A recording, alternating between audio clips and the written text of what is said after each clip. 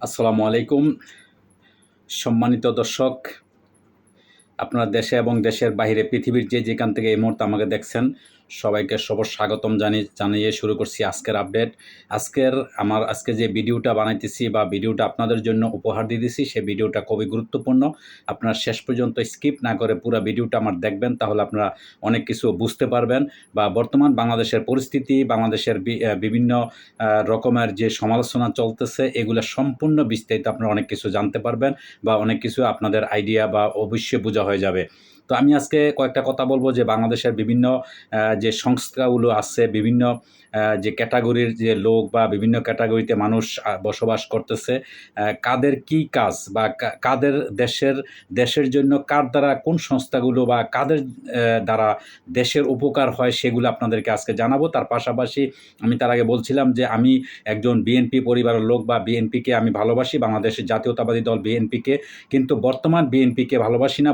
বর্তমান বিএনপির ব্যাপারে আমি কঠোর সমালোচনা করি বা সমালোচনা করতেছি। তার কারণ হচ্ছে বর্তমানে বাংলাদেশের জাতীয়তাবাদী দলের যে হাইকমান্ডের যে বিভিন্ন রকমের প্রথম সারির যে নেতাগুলো আছে, এই নেতাদের বিভিন্ন রকমের মন্তব্য, কথাবার্তা, তার পাশাপাশি বর্তমানে বিএনপি সারা বাংলাদেশের যে তাদের কর্মকাণ্ড, সেগুলো নিয়ে আমি সমালোচনা করছি। কিন্তু আমি বরাবর বলে আসছি যে আমি শহীদ জিয়াউর রহমান, রাষ্ট্রপতি জিয়াউর রহমান এবং বেগম খালেদা জিয়া এবং তারেক জিয়ার তাদের বিএনপিকে আমরা ভালোবাসি, আমরা এখনও ভালোবাসি।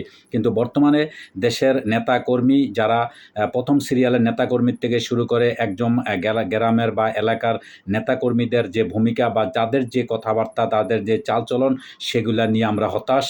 অবশ্যই তাদের যারা বাংলাদেশের যে একটা ভালো কিছু, বাংলাদেশের দেশের জনগণ যে আশা করবে ভালো কিছু, দেশের উপকার করবে, সেটা আমরা কিছুই দেখতে পারতেছি না বা বুঝতে পারতেছি না। তো যাই হোক, সেই ব্যাপারে আমি আজকে কথা বলবো। এগুলা পুরা বিস্তারিত আপনারা ভিডিওটা যদি দেখেন, স্কিপ না করে, তাহলে অবশ্যই আপনারা বুঝতে পারবেন।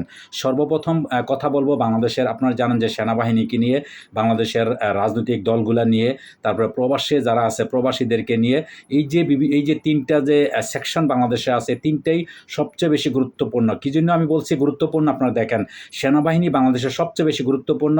দেশের সার্বভৌমত্ব, দেশ রক্ষার জন্য তাদের ভূমিকা অপরিহার্য। অবশ্যই একজন চৌকস সেনাবাহিনীর দ্বারাই সম্ভব বাংলাদেশকে অনেক কিছু, দেশকে মুক্ত করা বা দেশের সার্বভৌমত্ব রক্ষা করার জন্য বাংলাদেশের যে সেনাবাহিনী, তাদের ভূমিকা অপরিহার্য। অবশ্যই তাদেরকে আমরা স্যালুট করতে হবে, তাদেরকে আমরা সম্মান জানাইতে হবে, এবং তারাই আমাদের দেশ এবং আমাদের জীবন সব কিছু রক্ষার জন্য তারা সর্বক্ষণ তাদের জীবনকে বাজি রেখে তারা সবসময় কিন্তু এই কাজগুলো চালিয়ে যাচ্ছে। সেই জন্য সেনাবাহিনী আমাদের জন্য খুবই গুরুত্বপূর্ণ। ২ নম্বর হচ্ছে বাংলাদেশের রাজনৈতিকবিদরা আমাদেরকে কী দিয়েছে, যদি এটা নিয়ে যদি একটু বিশ্লেষণ করি, ১৯৭১ সালের পর থেকে এই পর্যন্ত, বাংলাদেশের স্বাধীনতার পর এই পর্যন্ত আজকে দীর্ঘ ৫৪ বৎসর বাংলাদেশে বিভিন্ন রাজনৈতিক দল ক্ষমতায় আসছে। তারা কেউ ১০ বছর, কেউ ৫ বৎসর, কেউ ১৫ বৎসর দেশ চালিয়েছে। কিন্তু দেশ চালিয়ে তারা কিন্তু বাংলাদেশ থেকে কী করছে, দেশের উন্নতও করছে, কিছু কিছু কাজ করছে, কিন্তু বেশিরভাগ তারা দেশ থেকে লুটেপুটে নিয়ে গেছে, বিদেশে বাড়ি করছে, বেগমপাড়া করছে, এইটা সেটা, অনেক ধন সম্পদ তারা দেশের বাহিরেও নিয়ে গেছে, তাদের নিজের আখের গুছাইছে, তাদের নিজেরা অর্থনৈতিকভাবে স্বয়ংসম্পন্ন হয়েছে। এটা কিন্তু রাজনৈতিকবিদদের, তারা এটা দেশের অনেক কিছু ভোগ করছে। তো সেনাবাহিনীরা যেটা, যদিও তাদের বেতন, স্যালারি, তারা বেতন পায়, তারাও কিন্তু সরকারি বিভিন্ন রকমের সুযোগ সুবিধা পায়, যদিও তারা দেশের ভূমিকা কঠিনভাবে তারা পালন করে দেশের সার্বভৌমত্ব রক্ষার্থে। কিন্তু আর ৩ নাম্বার হচ্ছে, আপনারা জানেন যে যেটা বাংলাদেশের সবচেয়ে বেশি গুরুত্বপূর্ণ অর্থনৈতিক খাতে যেটা বেশি ভূমিকা রাখে, সেটা হচ্ছে প্রবাসী। এই প্রবাসীরা আমাদেরকে বলা হয় আমরা হইছি রেমিটেন্স যোদ্ধা, আমরা হইছি রেমিটেন্স ফাইটার। আমরা বাংলাদেশের অর্থনৈতিকের চাকা সবসময় আমরা সবল রাখার চেষ্টা করি। বাংলাদেশের প্রত্যেকটা ঈদের মৌসুম থেকে শুরু করে প্রত্যেকটা, যে আমরা জানেন বাংলাদেশের বিভিন্ন মৌসুমে কিন্তু এক এক সময় এক এক অর্থনৈতিক অবস্থা ডাউন হয়ে যায়, কিন্তু ওই সময় আমরা প্রবাস থেকে টাকা পাঠিয়ে আমরা দেশের যে ব্যাংকগুলো আছে, দেশের যে রিজার্ভগুলো আছে বা অর্থনৈতিক সব কিছুই কিন্তু আমরা সচ্ছল রাখার চেষ্টা করি। কিন্তু আমরা তার বিনিময়ে আমরা বাংলাদেশ থেকে কিছুই পাই না, আমাদেরকে কোনো রকমের সুযোগ সুবিধা এই পর্যন্ত বাংলাদেশের গভর্নমেন্ট থেকে শুরু করে কেউই কিন্তু আমাদেরকে দেয় না, বরঞ্চ আমরা আরও নির্যাতনের শিকার হই। আমরা যখন ৫ বছর, ২ বছর বা ১০ বছর পর আমরা যখন দেশে যাই, তখন এয়ারপোর্টে আমাদেরকে হায়ানাদের মতন আমাদের দিকে এইভাবে খাপ করে চাইয়া থাকে মানুষ, যারা এয়ারপোর্টে চাকরি করে, অফিসার থেকে শুরু করে প্রত্যেকটা লোক যারা কর্মচারী আছে ওইখানে এয়ারপোর্টে, যারা সিকিউরিটি থেকে শুরু করে, যারা প্রত্যেকটা কাজে কাজে যারা পেশাতে নিয়োজিত থাকে প্রত্যেকটা লোক হায়নাদের মতন আমাদের থেকে প্রবাসীর দিকে তাকিয়ে থাকে, কিভাবে প্রবাসীদের থেকে শোষণ করে, কিভাবে লুটপাট করে আমাদের থেকে টাকা পয়সা জিনিসপত্র এটা সেটা নেওয়ার জন্য হামেশাই কিন্তু এগুলা বাংলাদেশে এয়ারপোর্টে শাহজালাল আন্তর্জাতিক বিমানবন্দরে কিন্তু এগুলা ঘটতেছে, এটা অনাবরতই হচ্ছে। তার পাশাপাশি প্রায় সময় কিন্তু বিভিন্ন রকমের দুর্ব্যবহার, বাংলাদেশের অফিসারদেরও কিন্তু অনেক সময় প্রবাসীদের সাথে বিভিন্ন রকমের দুর্ব্যবহার, খারাপ ব্যবহার এগুলো কিন্তু আমরা অনাবরত দেখতেছি। তো যাই হোক, সেই ব্যাপারে বলছি যে প্রবাসীরা আমরা কিন্তু অনেক কিছুই করতে পারি। আপনারা দেখছেন যে 24 জুলাই আগস্টের যে গণ অভ্যুত্থান হয়েছে, সেই বৈষম্যবিরোধী ছাত্র আন্দোলনের সমর্থন জানিয়ে আমরা প্রবাস থেকে রেমিটেন্স কমপ্লিট শাটডাউন করেছিলাম। আপনারা দেখছেন যে আমাদের পলক সাহেব, যেটা আমাদের যোগাযোগ মন্ত্রী যে পলক সাহেব ছিল, তিনি হাতে পায়ে প্রবাসীদেরকে পায়ে পর্যন্ত পড়েছে, তিনি হাতে ধরছে, অনুরোধ করছে যে আপনারা রেমিটেন্স পাঠান। আমরা রেমিটেন্স পাঠান বন্ধ করে দিয়েছিলাম, আমরা কমপ্লিট শাটডাউন করেছিলাম।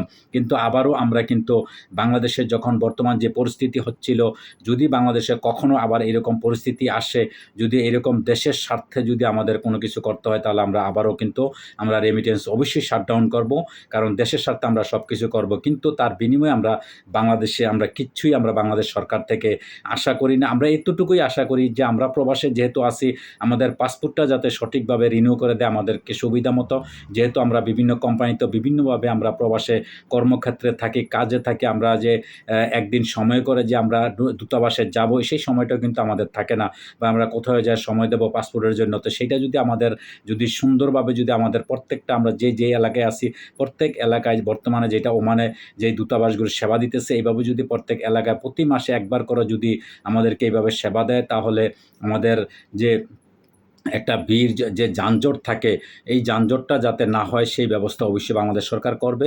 আর আমাদেরকে এই পাসপোর্টের সেবাগুলো, আমরা যে প্রবাসে বিভিন্ন রকমের সমস্যায়, একটা মানুষ অ্যাক্সিডেন্ট হইলে তাকে দেশে কিভাবে যাবে, একটা মানুষ মারা গেলে দেশে লাশটা কিভাবে যাবে, এই ধরনের নিরাপত্তা যদি বাংলাদেশ সরকার যদি এই দেশের সরকারের সাথে বিভিন্ন দেশের সরকারের সাথে এরকম একটা চুক্তিবদ্ধ করে বা একটা কন্ট্রাক্ট করে, বা এরকম যদি সুযোগ সুবিধা প্রবাসীদের ব্যাপারে, যেটা ভারত পাকিস্তান আপনারা জানেন যে তাদের দেশের নাগরিক এই দেশে মারা গেলে বা তারা একটা বিদেশে গেলে তাদের টাকা খরচটা কিন্তু অনেক অঙ্কে কম লাগে, যেটা বাংলাদেশের জন্য অনেক দ্বিগুণ তিনগুণ আমাদের এই টাকা পেমেন্ট করতে হচ্ছে। আমরা প্রবাসে যখন একটা লোক আসার পরে আমাদের সেই সুযোগ সুবিধাটা আমরা পাই না।